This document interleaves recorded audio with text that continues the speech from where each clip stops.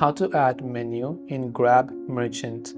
If you want to add a menu within Grab Merchant, it is very simple for us to do so. Open the Grab Merchant app, and this is the type of interface that you will be able to see. Then what you have to do is, you have to simply go ahead and then log into your account by tapping the login button from the bottom. Enter your username and password and log into the account where you would like to add a menu. Once you've done that, just tap on the menu tile to view the existing items and categories. You can tap on Add New Item or Category and then add a new item. You have to fill in the details like your item name, which is the name of the dish.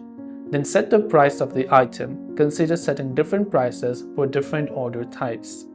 You can also set a category for the item, example main dish or side dish. Specify whether the item is available for delivery, pickup, or both. You can also add photos to your menu item to improve sales conversion and determine the time when the item is available for purchase. This way you can go ahead and then add menu in Grab Merchant account. I hope the video helps you out, and if you have any questions, feel free to leave them down below. Thanks for watching till the very end of this tutorial, and as always, see you soon in the next video.